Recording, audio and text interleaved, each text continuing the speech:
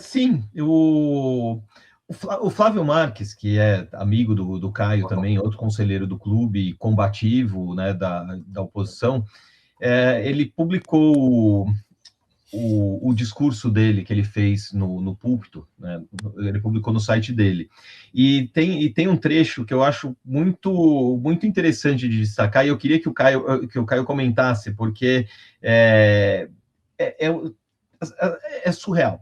Né? Então, o Flávio escreveu: queremos na presidência do São Paulo, que é responsável por administrar um orçamento bilionário, uma pessoa que não conhece um CDB, um LCI, o Tesouro Direto, uma caderneta de poupança.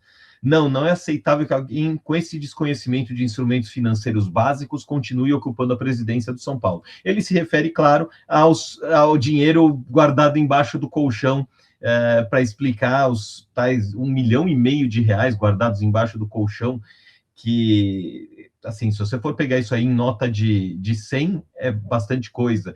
Mesmo em nota de 200, é muita coisa. Se ele pegou ainda em notas espalhadas de vários valores, mais ainda. Então, eu queria, Caio, que você me explicasse, assim, como você encara essa desculpa do dinheiro embaixo do colchão para um negócio que deveria ter uma explicação muito mais segura, muito mais verossímil até. Ale, eu também pretendo publicar o meu discurso, mas eu escrevi na hora lá, mudei alguns trechos. A gente se empolga, então eu não publiquei, porque eu quero publicar ipsis literis o que eu falei lá. No meu discurso, eu disse que a alegação de que os depósitos de 49.900 eram de dinheiro recebido antes de entrar no São Paulo era inverossímil, e que os argumentos de defesa eram infantis e inócuos para afastar e para dar respaldo aos argumentos do presidente de inocência. Então, mais uma vez, o ex-presidente, eu já estou chamando de ex-presidente porque eu não vejo a menor chance dele na Assembleia Geral ser recolocado, reconstituído ao cargo. Então, do ex-presidente são repetição da retórica sofismática, chamada pelo Lapolla de pavonesca, que simplesmente mostram que ele desrespeita a inteligência da torcida, desrespeita até as autoridades policiais e financeiras quando apresenta uma defesa tão infantil como essa, né? E, de fato, o Flávio falou isso, o que toda a torcida do São Paulo queria falar, assim como o Marcelo, e eu também. A gente expôs ali todas as agruras que o São Paulo viveu nesses últimos anos. Eu tô velho, tô cego, mas aqui é curtidas. Likes. A gente está pedindo aqui curtidas. E também, né, Caio, segundo o inquérito policial, né, segundo a investigação, o próprio Júlio Casares deu ao próprio banco uma outra explicação para qual seria a origem do dinheiro, né? E essa origem, segundo essa argumentação de que seria premiação vinda do São Paulo, aí tem uma ligação, digamos, suspeita, né, que precisa ser averiguada, com os 11 milhões de reais que foram sacados também em dinheiro vivo da conta do São Paulo Futebol Clube. Acho que é sempre bom a gente falar que, evidentemente, o processo de impeachment ele tem que ser ratificado pelos sócios do clube, né, numa assembleia que o presidente do conselho, Outen Aires de Abreu, tem que convocar em até 30 dias, mas também tem a questão criminal, e é sobre isso que eu queria te perguntar, Maguinão, se só me permite antes uma pergunta. A gente...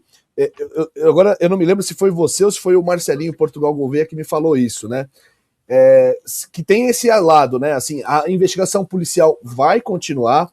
Eu acho que agora, até por essa pressão toda, que até o treinador do São Paulo está acompanhando, e a imprensa especializada, a imprensa séria, está acompanhando de perto, foi noticiado num dos maiores programas jornalísticos do país, né? Que é o Fantástico, e não só, enfim.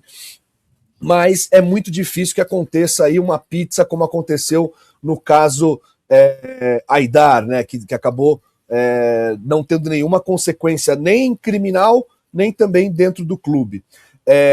Eu queria perguntar para você, então, para me confirmar isso, que mesmo que o Casares venha a renunciar agora, né, nesse período aí de 30 dias que ele não tem a sua saída, né, essa destituição confirmada, ou mesmo que, se porventura ele seja de fato empichado, ele não sai do clube, pelo que eu entendi, né? Ele é só destituído e perde aí os seus direitos ao conselho. Era até bom a gente explicar isso. Mas, se caso a justiça, né, ou o inquérito avance na área criminal e o Casares venha a ser condenado ou venha a sofrer algum tipo de sanção judicial, esse caso volta para ir uma total exclusão dele do quadro de sócios do São Paulo. Explica para a gente como é que fica essas duas situações. Sim, na verdade, agora, acabando o processo do impeachment, se ele não renunciar, ele vai perder os direitos políticos, porque a Assembleia vai ratificar a nossa decisão. Quem hoje, em sã consciência, vai andar no clube com um presidente que está com o nome envolvido em tantas atitudes suspeitas, minimamente, vamos tratar assim, né? Então, eu acredito que sem dúvida nenhuma, a Assembleia vai ratificar nossa vontade, e a vontade da torcida, acima de tudo, aplicando o estatuto. E com relação ao processo crime, eventualmente, se ele vier a ser condenado, porque o São Paulo é vítima, né, de um esquema, seja ele praticado pelo ex-presidente, que tem o direito de defesa, a gente dá o benefício sempre da dúvida, né? Vale frisar que o processo do impeachment não é um processo criminal e também não era um processo de gestão temerária. A gente tratou de um processo político da total perda de governabilidade. Então, isso é muito importante ficar frisado, porque a gente às vezes as pessoas confundem um pouco até mesmo a função do Conselho Deliberativo. Ele renunciando, ele continua sócio, continua conselheiro, mas isso não impede que qualquer associado ou até mesmo empregado do clube faça uma representação para que ele responda pelos danos que causou a imagem do São Paulo. E em sendo repetidas as penalidades, os danos causados, ele pode chegar sim até a pena de expulsão do quadro.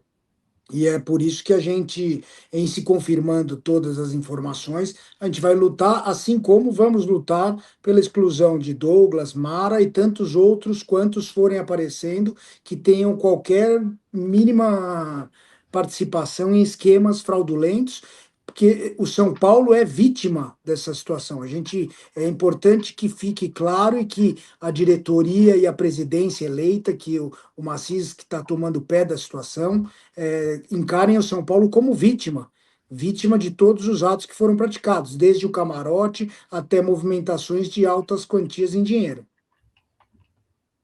Muito bem. Deixa eu. Tá silenciado, Ale. Opa, perdão. Então, Magnão, você tem alguma pergunta pro Caio? Eu vou movimentar a galera que está aqui no nosso chat, o pessoal dando bastante pergunta, então vamos dar voz aqui ao torcedor. O Alexandre Rodrigues Alves mandando aqui. Minhas perguntas ao Caio. Quais os 3 pontos principais que ele defende para uma candidatura verdadeiramente transformadora para a presidência do São Paulo e quais nomes podem ser lançados na eleição? 3 pontos principais que eu gostaria que houvesse para a presidência de São Paulo é a votação direta do sócio, né, o voto do sócio torcedor, e gostaria que o estatuto fosse alterado para que não houvesse mais essa cola de 20 nomes e que cada sócio votasse em um conselheiro só. Tá? Então, ficando aí em 3, mas o Estatuto de São Paulo precisa ser passado a limpo e reformado de forma drástica, diminuição do número de vitalícios, alteração das prerrogativas e competências do consultivo, forma de eleição de vitalício também deveria mudar, alcançar também o sócio-torcedor, para o sócio-torcedor poder votar, mas como eu sempre digo, existe o mundo real e o mundo ideal. Então, a gente não tem condições de implementar isso do dia para a noite, e creio eu que não será em 10 meses que o Macias vai encampar todas essas lutas que nós temos. Eu acredito que o Assis precisa acabar o mandato, pagando em dia os jogadores, fazendo uma auditoria extrema em todos os contratos que o São Paulo tem, afastando aqueles homens de confiança do Casares que ainda estão lá, e essa é uma luta que a oposição e a torcida do São Paulo vai ter. E com relação a nomes, eu prefiro não falar em nomes agora, a gente precisa falar em projeto. Então, aqueles que se mostrarem alinhados com o que os conselheiros do São Paulo e os sócios, e acima de tudo a torcida, hoje entendem que é bom para o São Paulo, que é a austeridade para reerguer esse clube gigante, aí sim, daqui a um tempo, a gente poderia até aclamar um próximo nome, se houver consenso. Então, existem vários nomes, o José Alexandre Médici, José Carlos Ferreira Alves, enfim, tem tantos nomes que sempre são lembrados e mais conhecidos do público. Eu prefiro citar dois aí que não são tão conhecidos, mas que teriam total capacidade. O próprio Flávio Marques. Nós temos nos nossos quadros muitas pessoas com capacidade, isso só do Salve Tricolor Paulista eu estou falando. Se a gente for abrir de outros grupos, existem outros nomes que podem surgir também. Muito bem. Rapidinho aqui um superchat que chegou do Chewbacca Careca. Caio, a oposição tem algum nome importante que tenha viés para tecnologia? De modo geral, vocês pretendem ter um CTO ou, ao menos, um departamento que centralize e estude as tecnologias no clube, do institucional ao futebol? Olha só que pergunta curiosa aqui do Chewbacca Careca. Até se me permite, Caio, se me permite só um complemento, né? A gente, quando fala com o Flávio Marques, falava muito sobre a questão de falta de processos, de sistemas de ERP, de todos esses sistemas que ajudam até a evitar esse tipo de situação como a que aconteceu, que São Paulo tem 11 milhões sacados das suas contas e não se sabe bem qual é qual é a destinação desse dinheiro, né? Desculpe, só complementando essa pergunta aqui do nosso chat. Para deixar claro a atual situação que o São Paulo vive. Eu, quando estava no Conselho Fiscal e depois no Deliberativo, agora, pedi que fosse apresentado um organograma do clube, para que eu pudesse direcionar minhas solicitações sem perder tempo. Não há organograma no clube. Eles colocam lá na página 5, 6 pessoas. Então, é lógico que o mundo ideal para profissionalização é a gente ir em busca de uma estrutura de pessoal adequada, similar à de multinacionais, sem dúvida nenhuma, esse é o passo. Mas para se falar em profissionalização, a gente primeiro precisa aprender a fazer o básico, né? Hoje o São Paulo é administrado com planilha de Excel, não tem qualquer tipo de sistema informatizado, que dirá tecnologia dessa magnitude aí exposta pelo pelo espectador, pelo internauta. Então, a oposição tem projetos, mas não desce essa minúcia mesmo, porque a gente só conseguiu destituir o presidente de forma temporária, e para que a gente possa fazer um projeto agora, precisamos entrar no governo, e a gente nem sabe se vai ter essa oportunidade. Eu acho que o Assis é um cara de harmonia, de boa conversa, mas ele mesmo já me disse que não pretende fazer caça às bruxas. Inclusive pediu para que eu passasse isso para quem pudesse. Então, acho difícil nesse momento a gente conseguir, em 10 meses, mudanças abruptas e trazer recursos humanos de um nível que o São Paulo merece.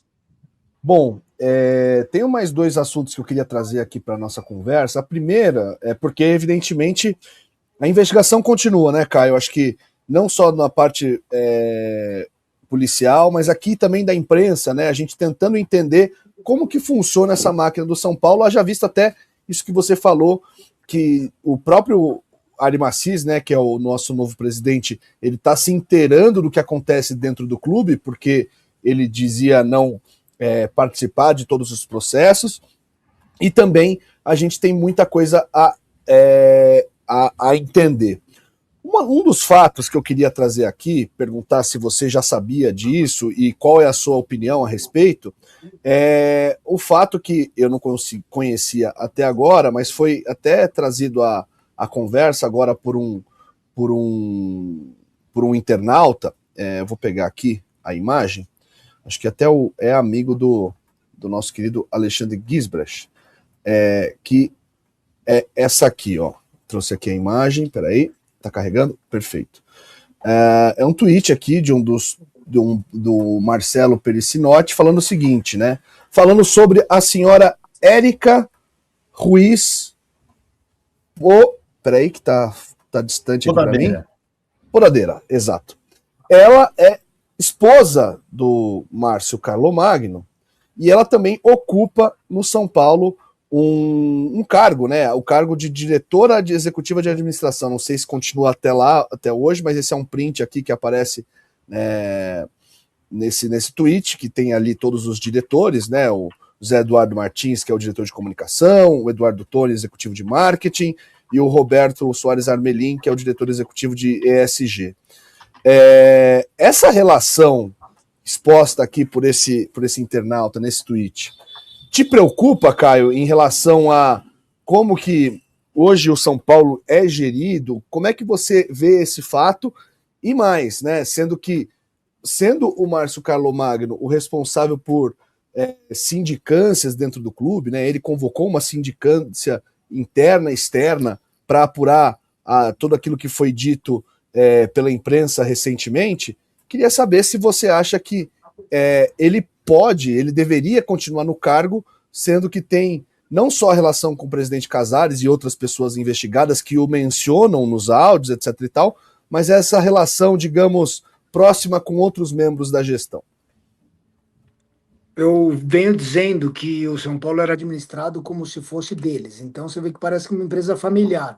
É a namorada de um que ocupa o cargo, a ex-mulher do outro que continua sendo casada no papel, ocupando outra diretoria. E, sem dúvida nenhuma, esses quadros que foram colocados aí, diretor financeiro, diretor administrativo, diretor de marketing, de comunicação, são pessoas da confiança do presidente. E assim sendo, deveriam ser imediatamente afastadas pelo Macis para que ele possa, de fato, tomar pé da situação sem que eventualmente sofra óbices de forma objetiva ou subjetiva, né? Obviamente, todos os ex-diretores sabem de detalhes das negociações que estão sendo investigadas, e volto a dizer, o São Paulo é vítima. Vamos fazer um paralelo com uma administração pública. Quando um prefeito sai do cargo e entra um novo, todos aqueles cargos em comissão normalmente já ficam disponíveis para ele, eles colocam à disposição do novo mandatário. E assim deveriam fazer todos esses diretores. Eu não vi ninguém vindo a público falando que colocaria o cargo à disposição para que o Macis pudesse escolher outros.